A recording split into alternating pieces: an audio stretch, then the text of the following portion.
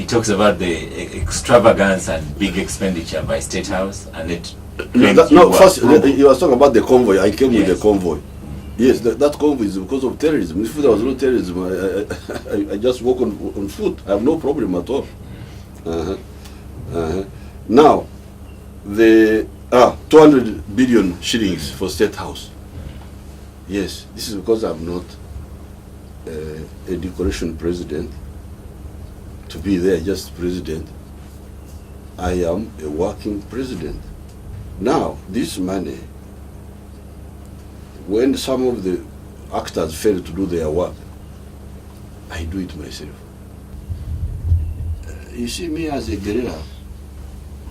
No, you are a president, you are not a guerrilla. but I am a president. You stopped the day you left the role. You are now a president of the Republic of Uganda. Thank you very much, Honorable Semudu.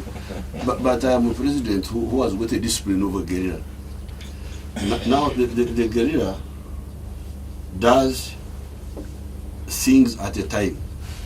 You cannot do everything.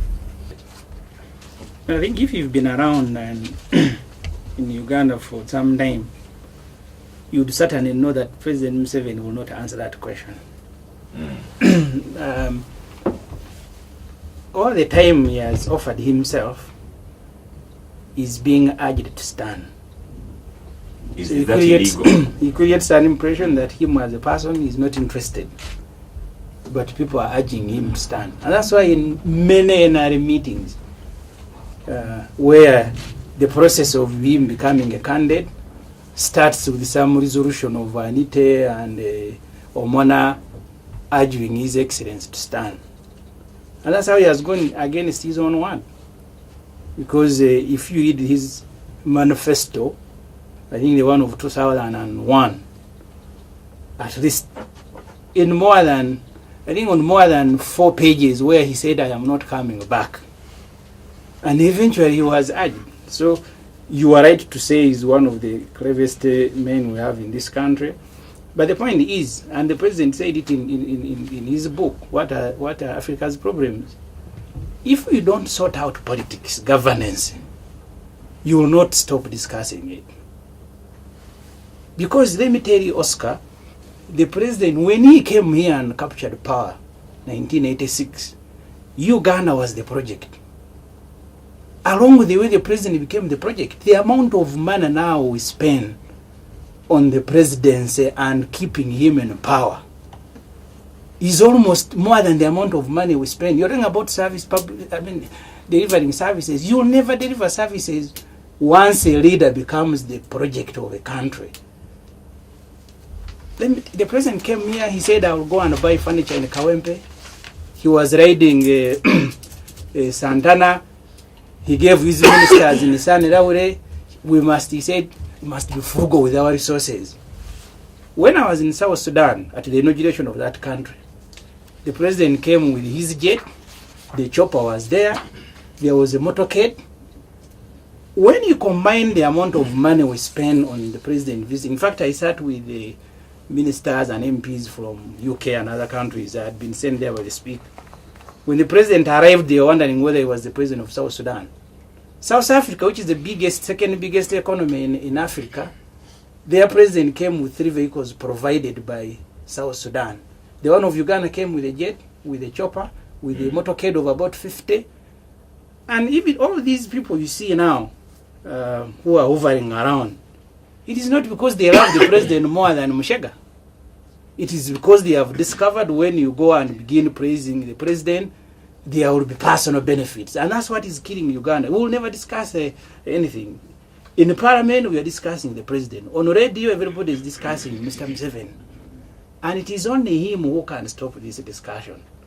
When the president put Uganda at the center of the discussion, the time when he was still, because he's been also been around, ideologically charged, and I use that word, ideologically charged, I meant it. He said, now we will no longer buy your thing. We will bring a maize, you give us ammunition, you give us this and that. And you think he's changed from that? I said when he was ideologically charged. And you think he's changed? The environment has changed him. He's not a socialist that we had when he captured power. He's now a capitalist. Has the environment changed you? You drive a Prado. Your wife drives Me, a it car. was because of the limited resources. But once personally I get money, I'll go and buy the most expensive vehicle. Me as a person. So therefore, the point I am making, you will never get an answer from President Museveni whether he will stand. Because now it will be like he wants, and always he wants to create an impression he doesn't want. He's being urged by Amite, by so and so. And you also have to take on board that they are urging, because if you asked really, even in his sleep, he would say he wants Museveni. Who is urging him to stay? Is urging his him. colleagues with whom they fought to come and liberate Uganda, they all have been asking him not to continue standing. Who is asking him? When the president came here, Nekesa, Omona, Anite, some of them were not even born. He came here when I was 12 years old. So therefore the point, Oscar, if you can allow me just one more second. Yes. First of all, that answer you will not get. But secondly, you cannot discuss service delivery without discussing President Museveni. Okay. Let me tell you one thing as I finish. The president this year in Parliament, because he's the Minister of Finance, he allocated the State House 200 billion shilling. 80 billion shilling is for him to donate. The one who is responsible for roads, for hospital, he also has money to go and giving around. That's why the other day I think some optimists outsmarted him. They made him carry a sack of money. And that was bizarre in the history of this country, to make a head of state carry money. And I know he will never repeat it. But then one month down the road, I saw him lining people in the State House and they were receiving boxes of money. The work of now Brigadier Naroiso in the State House is distribution of money. I think the president, when he goes back to the time Binaisa was there, he must be angry with himself that actually he has surpassed Binaisa. State House was never a vote. It was a department under President's office. It now receives money. You have let me tell you, the day President Museveni will do this country a favor and stop promoting himself as a project, all of us will be celebrating, and I think I'll lead the choir to go and sing for him. Okay.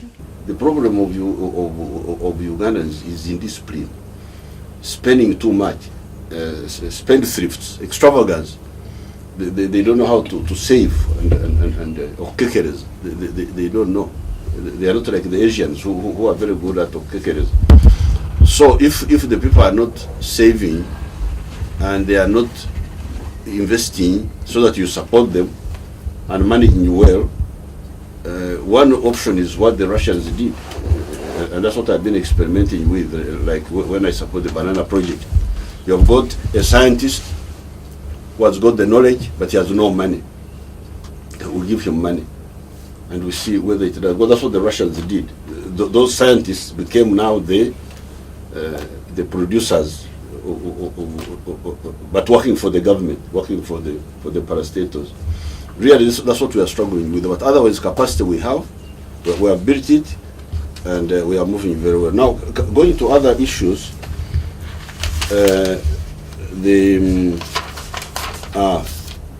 Museveni goes with the big convoy.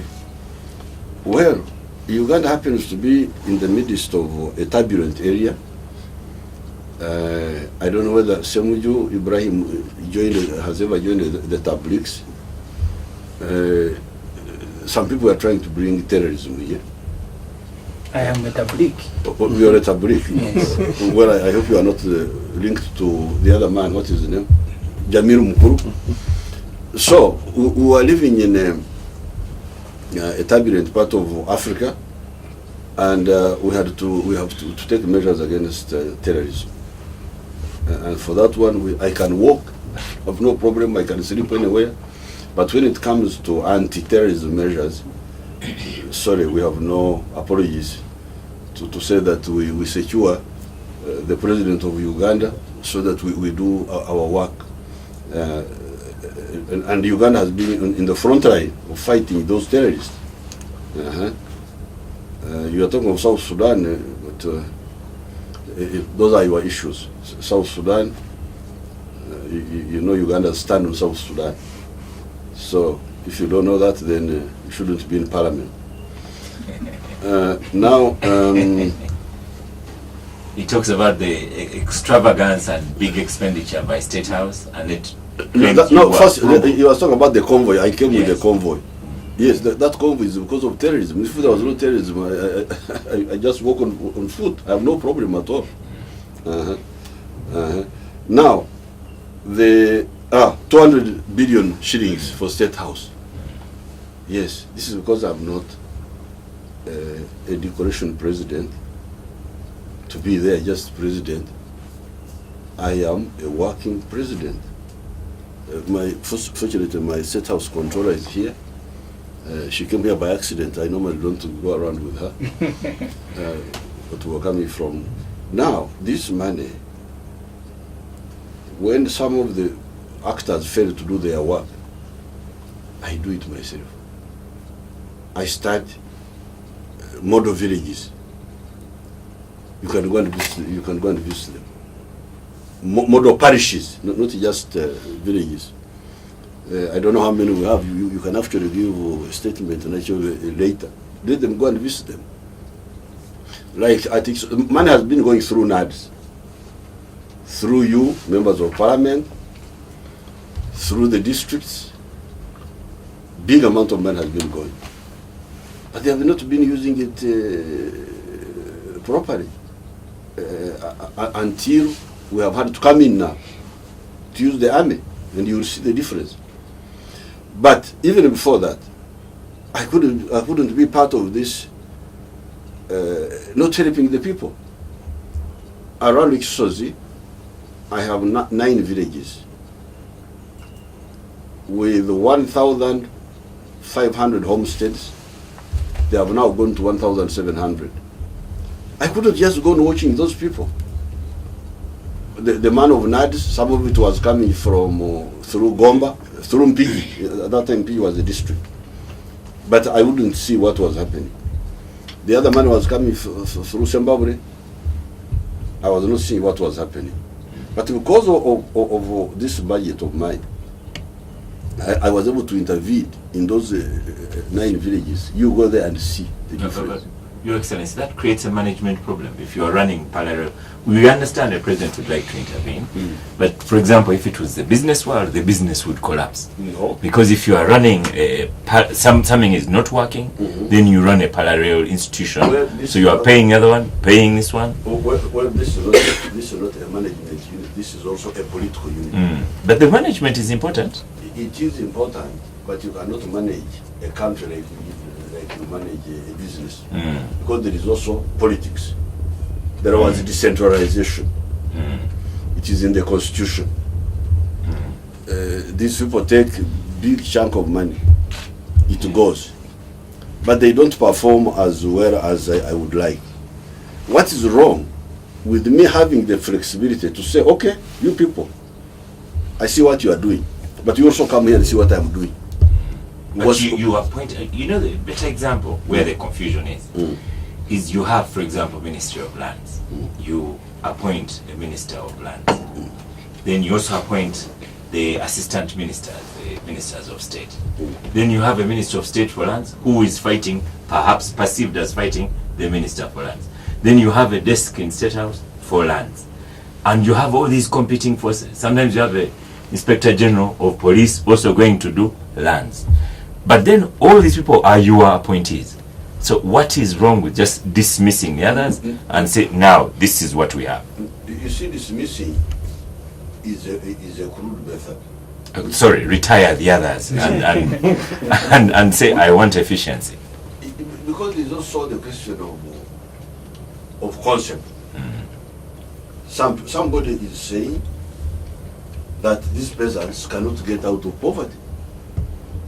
I am saying it can be done. But your minister saying it can't. That one you should have dismissed. No. It's not my minister. It is the whole structure. It is the whole structure. Well, I don't want to say including the Honorable Katuntu, but all of you, because all of you, we give you money through NADS. 200 billion shilling. You are talking of 200 billion. This is 200 billion just for homestead income, not for anything else. This 200 billion of setups you are talking is for external trips. is for everything, fuel, internal travel. Now, we give this huge amount of money to the system, but they don't implement what we have talked about, or they don't do it the way I want. Now, if I have some small budget, and I do it, I say, okay, you people, you look here, I have done it. What's wrong with that? Why do you want to have a president who is simply just there as a decoration? You cannot, this is a model, just to show you the example. When I started UPE, because me, I am not a president who lives in France. I've never even visited Dubai. I visited Dubai for the first time just a few days ago. When I go home, when I'm not in Nakasero or in Tebe, I am in my villages. And the peasants besiege me there. School fees, poverty, what have you. We got that revered as members of parliament. Okay. But if you as a member of parliament, you have no solution, at least you're a small player. But for the president to have no solution at all is not acceptable. I don't think that's not my idea of leadership. So when I was facing these pressures, I started the first UPE school in my farm in Burera.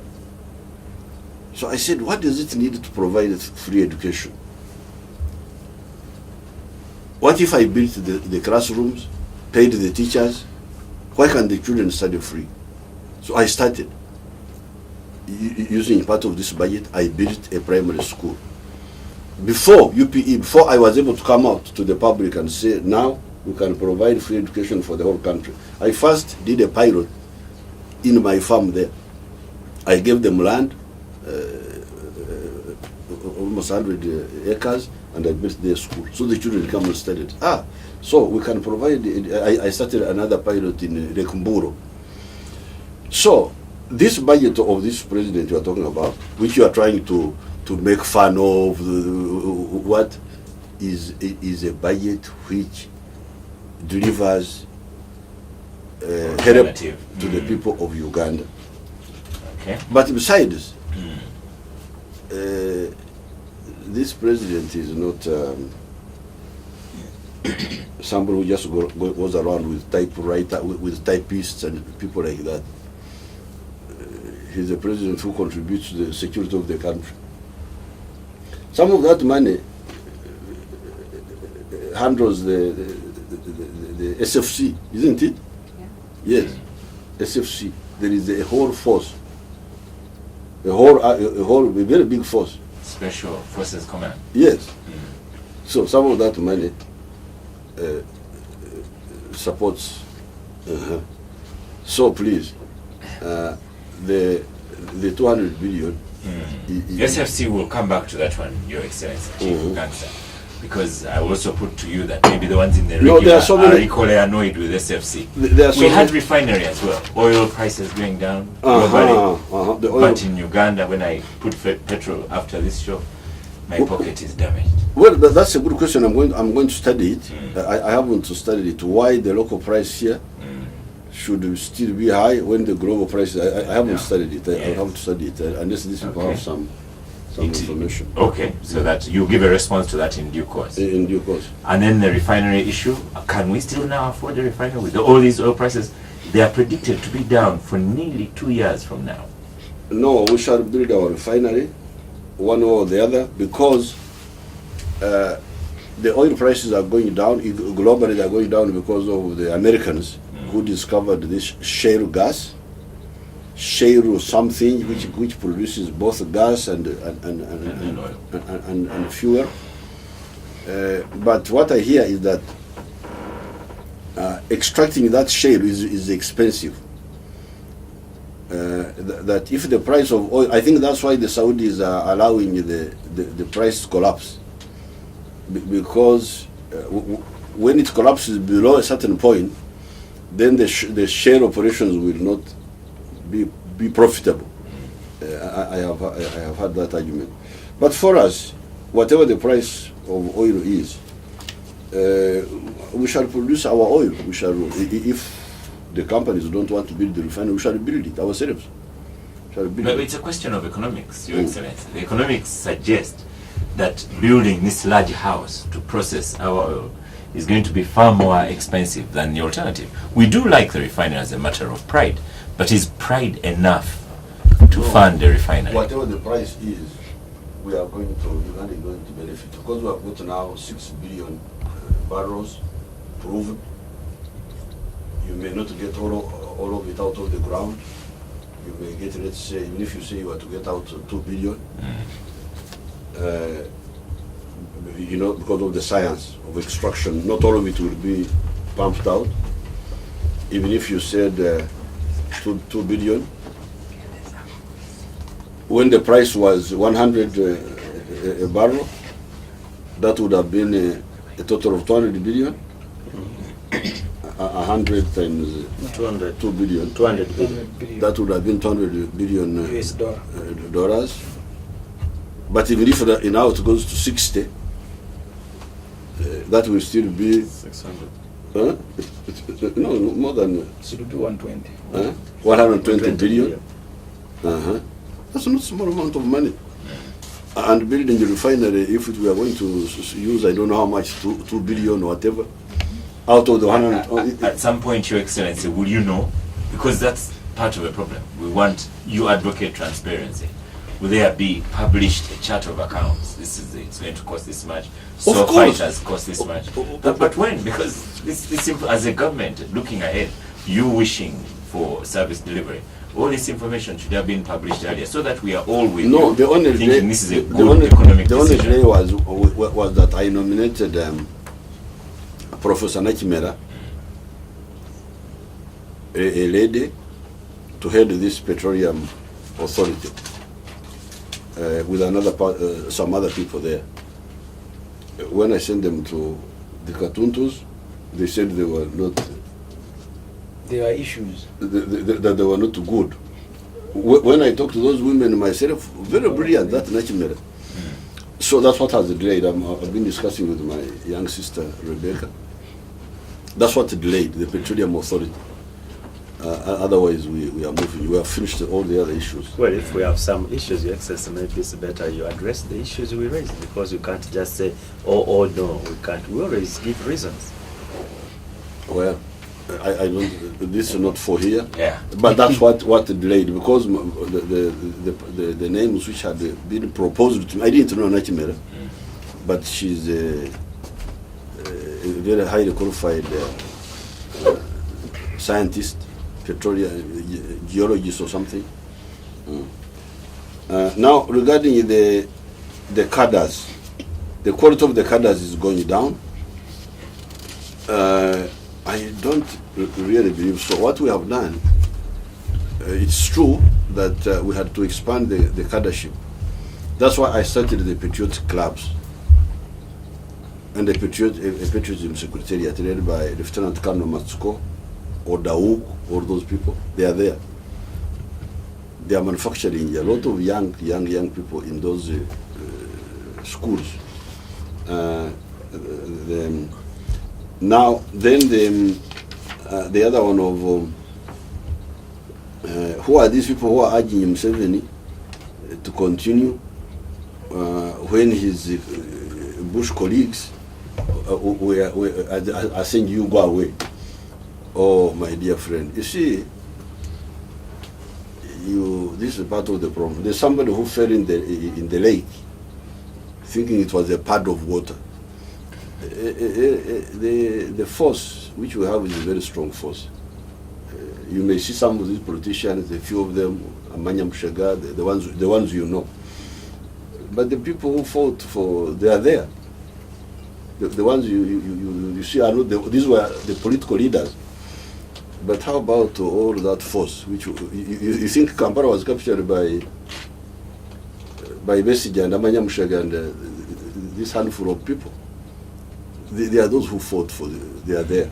You don't see them because you are busy here in Capital Gang. You are talking about yourselves. You are talking about. You are just full of yourselves. But there are people. They are there. So whatever this one says, that one says, those who fought are there. Many of them have never been heard of. They're just quiet, doing their work, dying, surviving, but they are there. So please, you should learn how to be modest and know that shouting in the newspapers is not the only form of contribution. Maybe it is a form of contribution, but it's not the only one. You should know that there are other people who contribute. I think these are the big ones. The major ones. No, nobody wants to get rid of Mbabazi. Absolutely not. Really, you should just get it out of your heads that our aim was to get rid of Mbabazi, was the main point. But we had to end the question of having a secretariat which is not full-time and linked. Because you see, the NRM is like a huge banana plantation. Somebody cultivates a huge banana plantation. You can imagine there are 57,000 villages in Uganda, more, 57,000 plus. And as Katuntu here knows, even Semuji must know, there are 30 NRM leaders in each of those villages. The 30. The official 30. The official 30. These are just the leaders, without talking about the members. Now, to not connect with these people actively is a crime. But President, that was your view. You remember after the elections of 2001, I think, you told the SEC that you needed 11 billion shilling to run those structures, and you said they should not be functioning until the time of elections. That was your own proposal. No. Why? Why should I say that? Why should I say that? Why should they not be functioning? You said you needed 11 billion shilling to make those structures function. I can't remember that. But why would they be there and then not function? So the Secretariat is supposed to be addressing these very things? Yes, just even if you don't have money. You know, when we were in the conference, I gave them the example of St. Paul. St. Paul was a very good mobilizer. He had no money, but he was writing letters. You have read them to the Galatians, to this to day. the, communicate with them, even in writing, even letters. Okay. Yeah, but President, sorry, I didn't want to disturb the flow of your argument. But the politics that you have built, and I want to accuse you because you can put a stop on it, you alone. Every single meeting of NRM, can you imagine the number you're even giving MPs money? 500,000 members of parliament come and attend their own meeting. These structures of parties, you're talking about of NRM, wherever they are, if you don't send money, it will be chaos. Okay. And that's why they are not functioning. Even if you have a full-time secretariat, people now associate with you because they know this is a very generous president, there is money to get. Okay. And that's why the other day they were arresting Kawesi Ndawala when he was the youth, when he was the treasurer of NRM.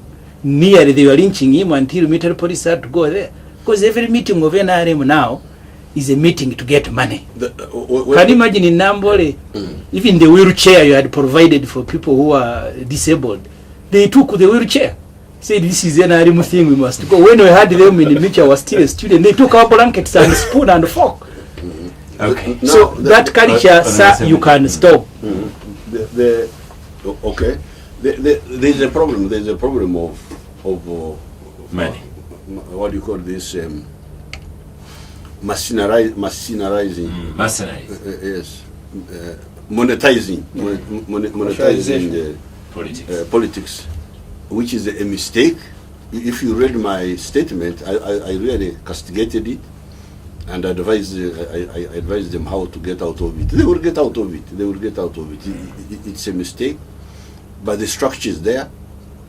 And you're saying eventually it will come good. The spirit of sacrifice is there because when we fought, who was giving us money? Spirit of sacrifice. It's just a distortion caused by careerists, by you people who came into politics as a career. You are the ones who have caused this distortion. Yes. We need the president to close the tap. If you close it, you will end. Chief Gangster, we are going to stop for a break. And after the break, I'd like us to look at criminality, lawlessness. The Capital Gang on 91.3 Capital FM. I have another one from Teja Simwe, who is also in the rankings for listener number 1 for 2014. By the way, the listener number 1, when we choose at the end of the show, we shall invite them to receive Capital Radio goodies. But Teja Simo says, today's show is the best ever in the history of Capital Gang. How is that? And then Nwabwine says, the president has still not answered my question on Bimezas. But Chief Gangster, as you come on and also answering on Bimezas and public anger, the issue of criminality, before you came in, it was one of our topics and we discussed it. In a week alone, we've had 2 Muslim clerics dead very brutally. A businessman earlier was killed brutally. I gave an example of in my village, a young driver car was stolen from him, dumped in the bushes, in the marshes. We had a woman killed a couple of months ago. In Gwebaja where I work, there was a time, I think it was September, there's a killing spree. The times, whereas we might be doing well on global security, but the lawlessness is rising. Your Excellency. But also, I mean, the president comes On the same point. Yes. The president did ask, and I took that very serious. He says, are you a tabligh? I think that's a very big statement that the president will need to explain. Because if you ask, are you a tabligh, and then you ask, are you linked? Because that endangers all the tablighs in the country. And moreover, the people you are mentioning now. He had said earlier that the tablighs in that time, well, so no, I don't to be want fair, to twist you want him so to he ask. said, are you linked to Jamilu Mukuru? So when the president asked me, first of all, me, I am a tabligh. We have had our leaders killed, and the president is linking tablighs to terrorism. Because he asked that and immediately went to terrorism. So I really want my security to be assured when we discussed it earlier, the security of tablighs is assured in this country. But when we discussed it earlier, we also commented on General Kaira talked about ADF. Sambujo is right this time. Oh, we need to record these things. But this is one of the few times he has made a correct point. It is true that when the Tabligh movement started, it was misunderstood. But as time went on, it became clear that some of the Tabligh were with Jamilu Mukuru and others were not. So that one is not a problem. And I have not heard that Sambujo, for all his weaknesses, that he's part of because otherwise I would have arrested him long ago. For all his weaknesses. But coming back to the question of crime, I'm really very annoyed and by these killings. But we should fit them. We should fit them because we had actually not concentrated so much on this small crime. We were concentrating on terrorism, cattle rustling, which we have defeated. And we had not invested as much. As I said in my address, the police are doing a good job, but they are using old methods. There are some old police methods which they are using, which bring results. But there are more modern means which can help us. One of them is what we did recently, is the ID project, that computerized ID. That helps a lot to fighting crime. But there are 2 other systems, as I said in my radio address on the New Year. One of them is the cameras. This is in order to expedite the investigations. Using the old police methods, we shall always find out. But it takes longer. You go by clues,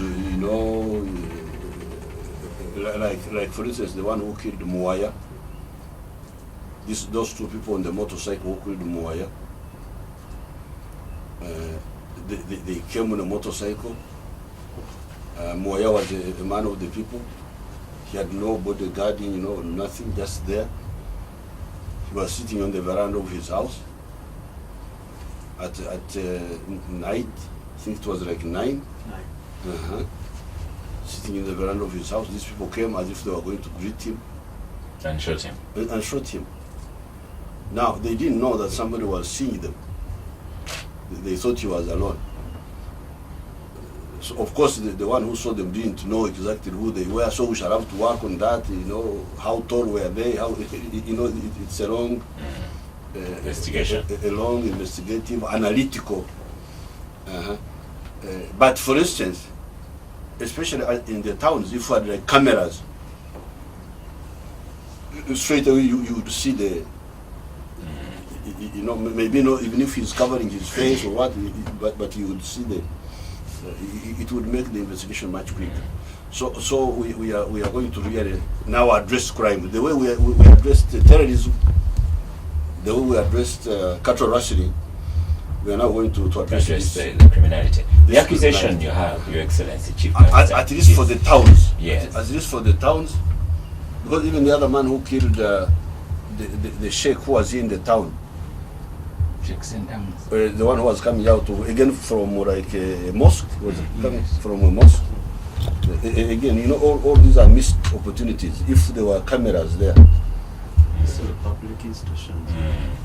You see, Streets, public institutions. Your Excellency, the way to put it, we had not invested in that because so many priorities and so on.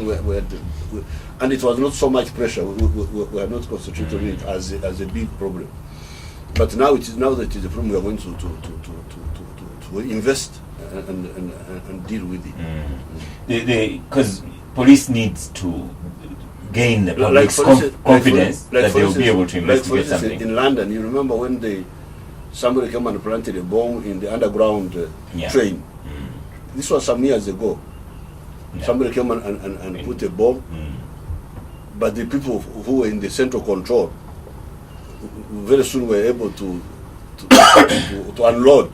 They didn't know. They were not alert that he would do it, but they went backwards and unloaded. Saw him placing the package, and then going to see it. It helps. It helps.